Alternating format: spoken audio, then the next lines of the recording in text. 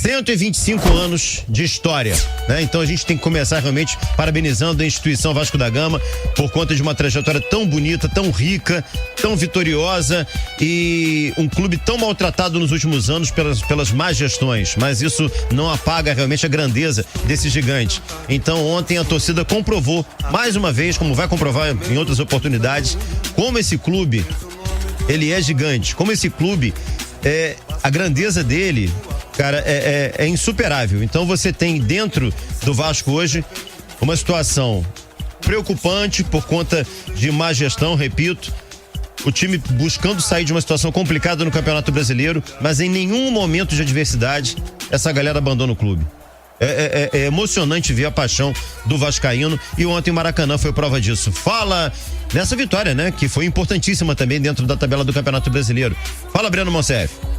Vamos lá, Azevedo, aniversário do Vascão, parabéns ao Clube de Regatas Vasco da Gama, a história mais linda do futebol, o clube que venceu o racismo, que tem a resposta histórica como um dos maiores troféus dessa maravilhosa história do Vasco da Gama. E a gente, é claro, deixando aqui o nosso parabéns, 125 anos de história. E que história que o Vasco tem não só no futebol carioca, não só no futebol brasileiro, mas no futebol mundial.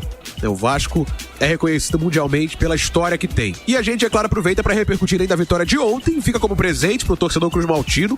1-0 sobre o Galo. O Vasco chegando a 3 jogos de invencibilidade, 2 vitórias. Grêmio e Galo em casa e um empate contra o Bragantino fora. Gol do Serginho, o primeiro dele pelo Vasco, depois do quase gol do Verratti. Logo no início da partida ali com 4 minutos. Na vitória que ficou aí de presente, não só para os 53 mil que estavam presentes ontem no estádio do Maracanã. Vamos ouvir o técnico interino, podemos chamar assim, Emiliano Dias, auxiliar do Ramon Dias, que ontem não comandou o Vasco, porque estava cumprindo suspensão automática depois da expulsão contra o Bragantino. E o Emiliano Dias agradecendo ao torcedor e aos jogadores pelo resultado positivo de ontem no Maracanã. La torcida, nosotros vinimos acá por esto. Es lo primero que con Ramón falábamos ahí, que queríamos experimentar lo de la torcida, lo de Vasco, lo de San Januario, ahora tocó Maracaná, lo del Maracaná, pero la verdad que feliz, hoy fue una fiesta, pero no es, yo creo que no es ni por Ramón ni por nosotros, es por el grupo de jugadores que está dando la vida no solo en cada partido, sino en los entrenamientos. Yo creo que la virada comenzó ahí. La verdad muy agradecido y muy agradecido con la gente, porque hoy estar ahí en un estadio histórico fue maravilloso. La verdad que fue una experiencia única. Quiero agradecer a la gente de Vasco e principalmente a mis jugadores. Então tem a palavra do Emiliano Dias. Com essa vitória o Vasco pulou a posição, chegou à 18ª colocação, 16 pontos ganhos, ainda tem um jogo a menos e fica a 5 do Bahia e do Santos. Bahia e Santos venceram na rodada, né? E aí mantiveram essa distância, 5 pontinhos de distância do Vasco, que no domingo pega o Palmeiras, no Allianz Parque, fora de casa. Esse é o Vasco, mais uma vitória na competição e agora 3 jogos de invencibilidade, olhando pra frente. Vitória que fica de presente desse aniversário do Cruz Maltino, meu parceiro Bruno Azevedo. É um presentaço. Valeu, Breno Monsef, trazendo informações do Vasco. Gabriel Farias ontem trabalhou no Maracanã com o Vitor Costa, numa festa muito bonita. Faz um combo aí, Gabriel, porque além do show na arquibancada, o time dentro de campo convenceu, na sua opinião? Eu acho que fez uma atuação bem legal. É difícil falar em convencer, né? Um Vasco se reformulando, é um Vasco se reestruturando nas mãos do Ramon Dias, mas eu imagino que foi uma atuação sólida de um Vasco que começou muito bem, utilizando essa pressão da arquibancada, fazendo um calor em cima do Atlético Mineiro, utilizando muito a figura do Verratti para fazer o trabalho de pivô, conseguiu sair na frente e depois teve a maturidade suficiente para sustentar resultado. Falávamos sobre isso ao longo da transmissão, o saber sofrer no futebol, né? De vez em quando a gente acaba utilizando essa expressão para justificar uma pressão absurda que você tá tomando num jogo e você consegue sustentar um resultado. Eu acho que a gente acaba utilizando de maneira errada, né? Porque isso não é saber sofrer, né? Você meio que entrega para Deus e fica sofrendo o tempo inteiro. Saber sofrer foi justamente o que o Vasco fez ontem. Fez 1-0, teve uma atuação sólida, teve uma atuação consistente. Em alguns momentos foi pressionado, afinal de contas, do outro lado tinha um Atlético Mineiro, com o Hulk, com o Paulinho, com bons jogadores. Mas o Vasco foi melhor, na sua opinião? Eu acho que o Vasco foi melhor, considerando que a partida de futebol como um todo... Ah, Gabriel, mas o Atlético terminou pressionando. O Atlético tá perdendo o jogo. É natural. Tá numa situação ruim de tabela. Vai pra cima. Vai fazer pressão. Em alguns momentos da partida, você vai sofrer.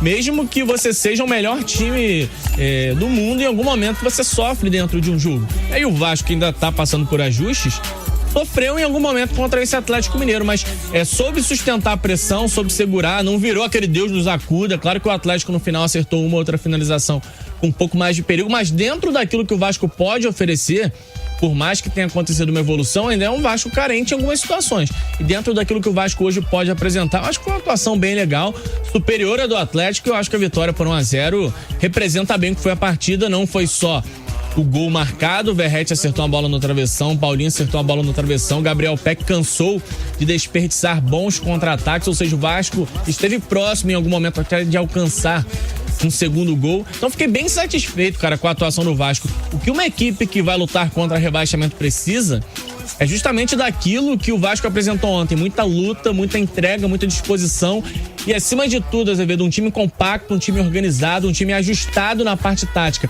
Porque senão a gente cai na esparrela de que o Maracanã lotado, aí o Vasco vai na mística, vai no peso da camisa, e o peso da camisa sozinho ele não faz nada. Pelo contrário, em alguns momentos o peso da camisa ele até te afunda, porque a pressão é muito grande no Vasco. Acima de tudo é um Vasco organizado.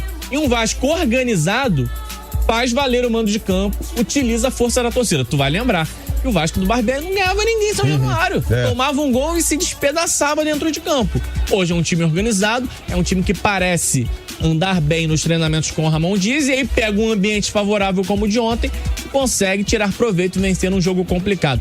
Mais um resultado extremamente importante, a reação não acontece com uma vitória valendo 30 pontos.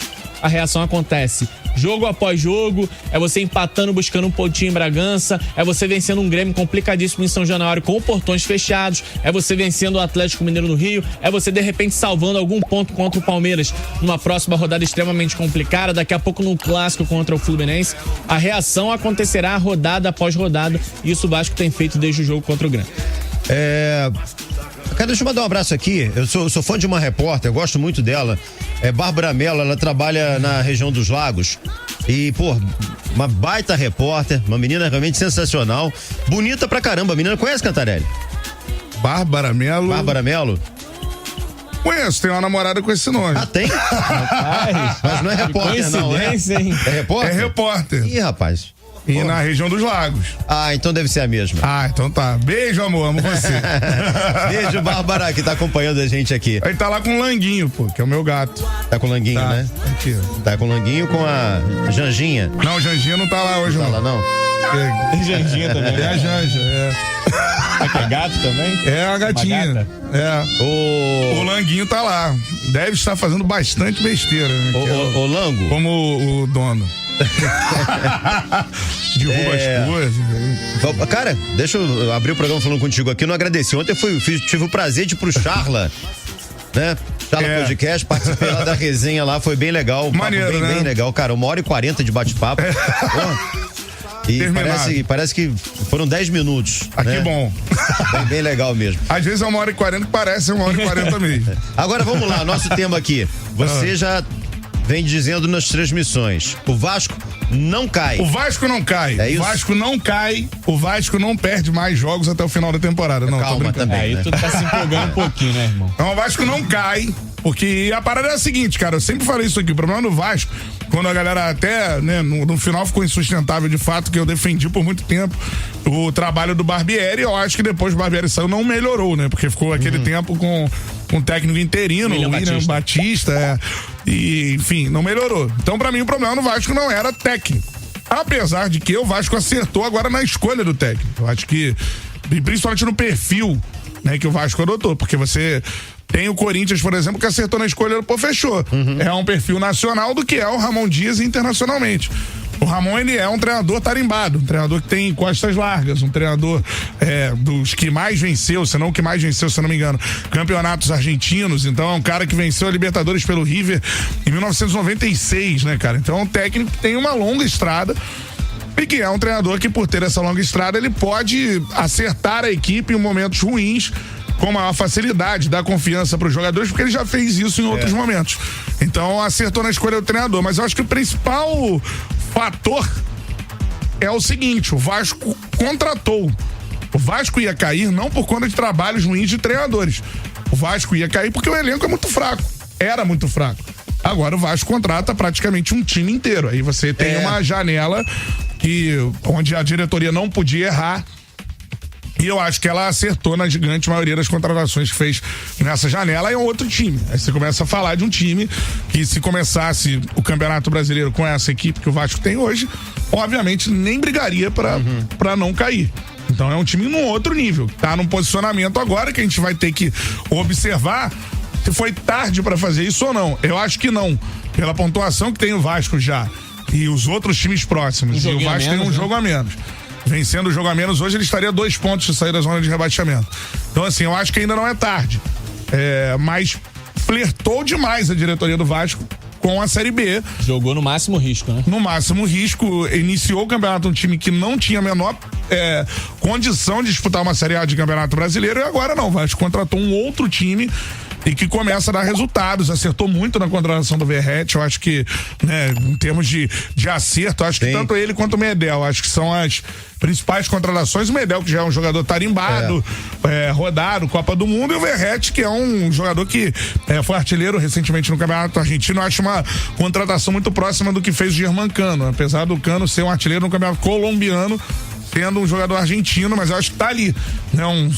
E eu acho que é maneiro apostar nesse tipo de jogador, um centroavante que faz sucesso em uma outra liga, né, da América do Sul, e você traz o cara nesse auge pra ele dar sequência no Brasil. Acho que foi muito válida a contratação. Então é isso. O Vasco tem um outro time, um time que tem um outro nível, que não brigaria pra não cair, mas que vai ter que escalar uma montanha que hoje é o Everest. Essa que é a parada. Então vai ter que ter muita persistência, vai ter que vencer mais jogos do que deveria para alcançar ali uma Sul-Americana.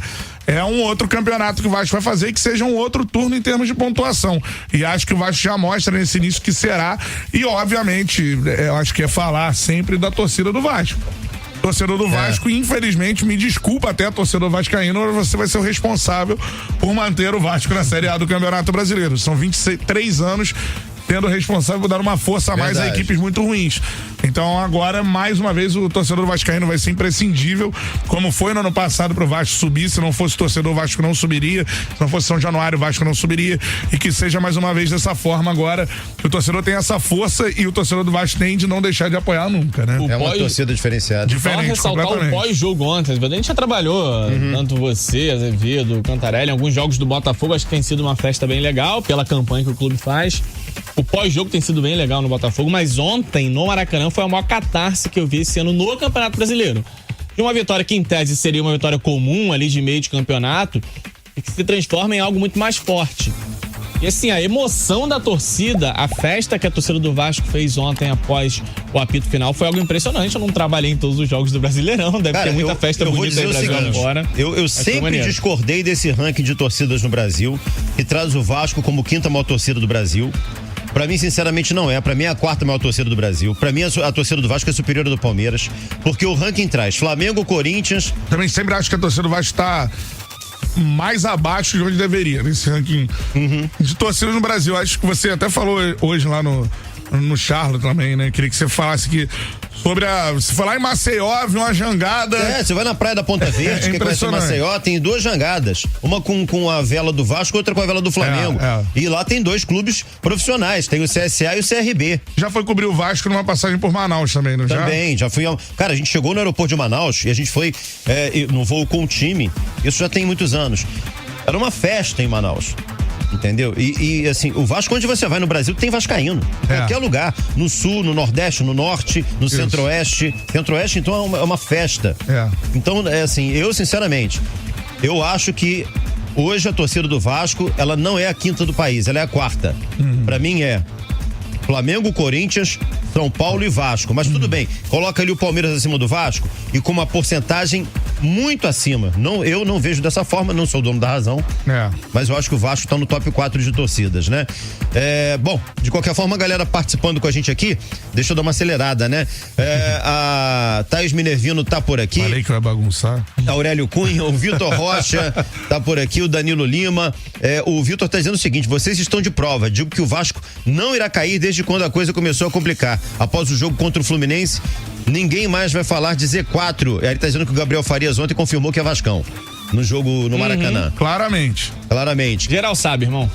O Matheus tá por aqui também, a Lívia Lima. Obrigado, galera. Deixa eu dar um pulo no Transap. 995-57-1013.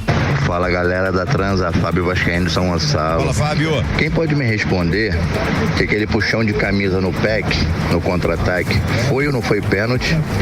E todo mundo diz, quem tem dois tem um, quem tem um não tem nenhum. No qual o país chegou. Nós já tem um de qualidade, ou seja, a gente não tem nenhum. Valeu, galera. Valeu, irmão. Um abraço. Quer falar, Gabriel? Não, acho que o Paê é um bom reforço. O Vasco tá com outros jogadores criativos, né? O Paulinho tem feito boas partidas, o Praxedes entrou bem. Então, independente de características, eu acho que o Vasco hoje tá bem servido agora de peças criativas, algo que faltava, né? Claramente no elenco.